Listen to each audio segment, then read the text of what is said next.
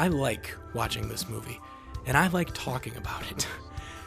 So, naturally, I've been wanting to make a video about it since before I could even properly make videos. But with all there is to talk about, I mean, how do I even begin this? There is so much in this movie that I could talk about. I could talk about how it strikes me, what it makes me feel.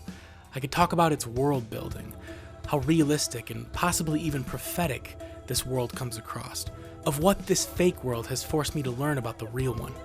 I could discuss how the existential struggle of its characters can represent our own. I could talk for hours on any one of the perfect building blocks that make up this masterpiece, like the tracking shots, or the music, or the practical effects, like all those practical effects. Like look at the explosion in the beginning. They even went through the effort of having the windows on the bus and the building billboard thing behind it shatter. Like, look at this. This movie's a work of genius. Seriously, this director, Alfanos Cuaron, he's a genius. You know Alfonso. He's the guy who made Roma and Gravity and also the third Harry Potter movie, which explains why the third Harry Potter is so much better than the rest. Jesus, what am I talking about now? Okay, see, this is what I'm talking about. I'm talking about how there's so much stuff I want to talk about, I can't decide what I actually want to talk about, meaning I can't... My point here is that I can't summarize all of my thoughts on Children Men into one video. So, for right now, for this video, I'm going to pick one little aspect of this film to discuss, and I mean a little aspect. As the title says, this video is just going to be about character names. I'm serious. I'm only going to talk about why I think these specific names were chosen for the characters in this film. Now, this isn't going to be a huge video or anything, but still, it's going to be a whole video. This is more than possible here because when it comes to Children of Men, even something as seemingly insignificant as the characters' names is ripe for exploration. Me pulling so much from so little is a testament to how deep this film is. To make this point, I guess, is why I'm choosing to focus on something so small in this video. And also because I don't think anyone else has ever mentioned this, because yeah, a lot of people have made videos about this movie. It's a movie that the film buffs, the people who search for messages, the theme hunters like to analyze. So a lot of this film has already been talked about, but not what I am going to talk about in this video, because besides the pregnant girl's name, I haven't heard any of these people talk about the character names in this film and what they mean. Okay, so I'm hoping all of you that haven't seen this movie have clicked off of this video by now, because I just spoiled a part of the story. I spoiled the fact that there's a pregnant girl. You may be thinking that that's not really much of a spoiler because girls get pregnant all the time. Well, see, you wouldn't know this, but in this story, they don't get pregnant. Humanity can't have any more babies, but this one girl can. And remember, this video is supposed to be about characters' names, so let's talk about hers, even though, like I said, I think other film analyzer, those who can't do teach, critic, theme hunter, video essayist people have already mentioned this. But I mean, how couldn't they? It's obvious. Her name is Key.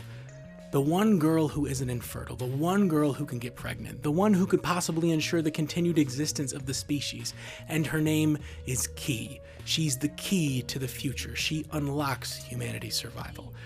Okay, but let's go to a character whose name isn't as obvious. Julian. The sort of love interest for our protagonist and the leader of the revolutionary group in the film.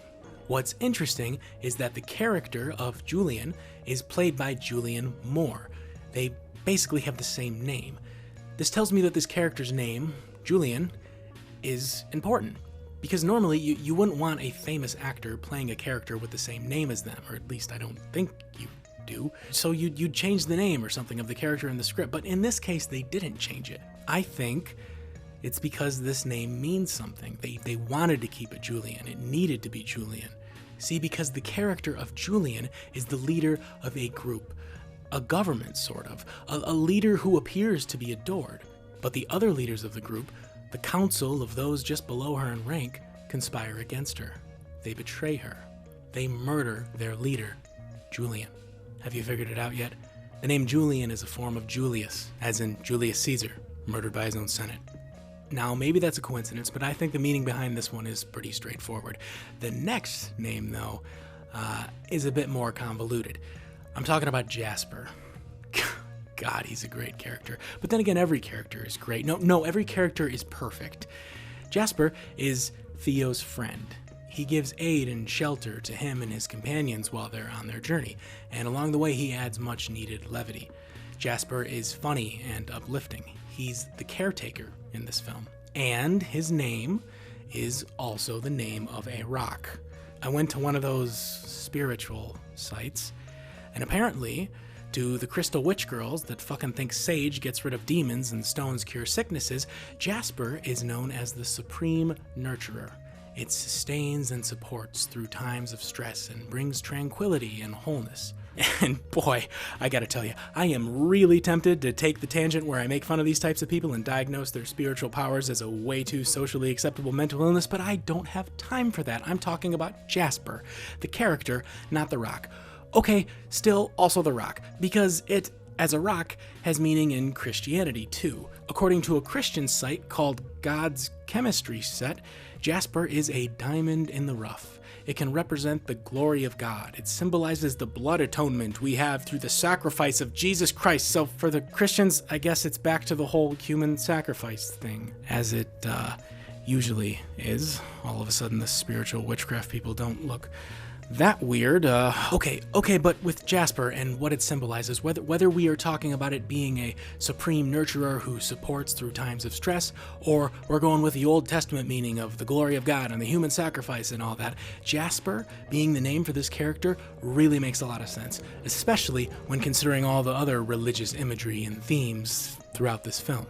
Because no matter how grounded away from mythology the gritty and realistic sci-fi story of this film may be, themes of religion, of the supernatural, fill this movie. And I mean, of course they do. It's about the journey of a woman who's giving birth to, essentially, the Messiah. Who's the father? We fed. I'm a virgin. Sorry?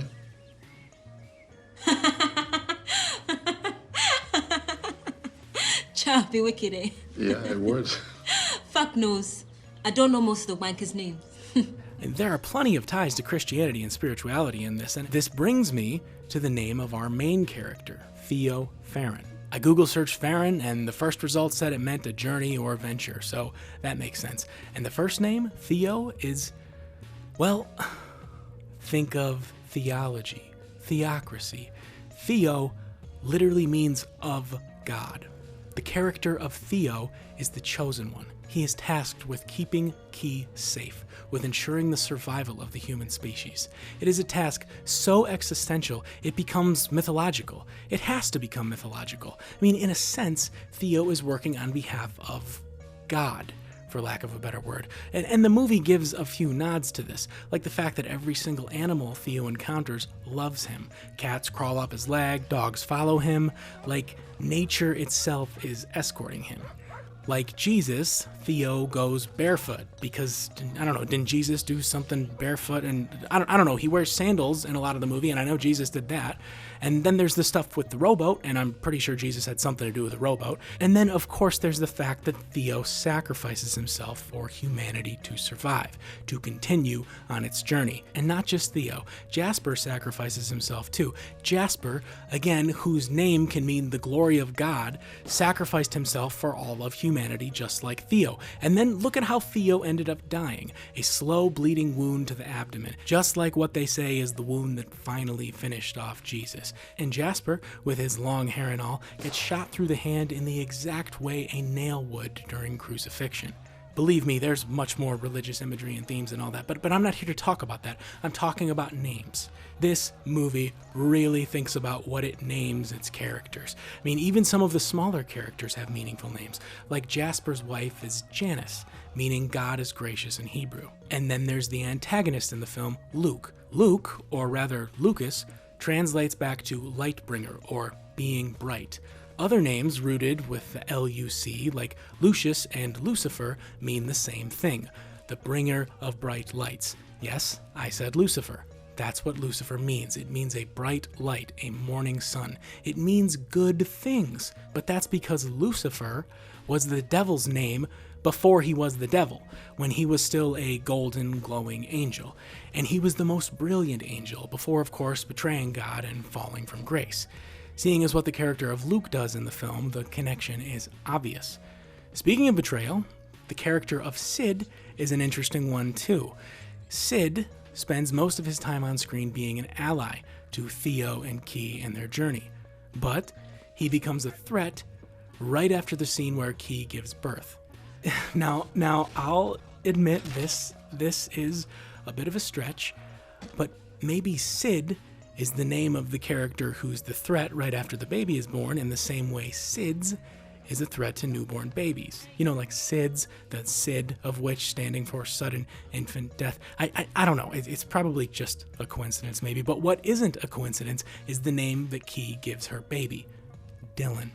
In the story, it's the same name as Theo's child that died. It's Key's way of thanking Theo, to honor his child by having the most important person to ever live be named after him. What the name Dylan means is born from the ocean, child of the waves. It symbolizes the tide and flow, the cycle of life, sort of like the memory of Theo's child being carried on in this newborn baby. Oh, and I mean, you know, she chooses the name while they're literally among the waves, like on the ocean in a rowboat, so duh. Now, I could go on and on, but I think this video is plenty long enough. And I know it was just about the names, and I know it isn't the most exciting of topics, but I just want you to see that there's a lot going on in this movie. So just next time you watch Children of Men, be on the lookout for hidden secrets, for meaning and all that. I promise you, no matter how many times you watch it, you'll never uncover all of it.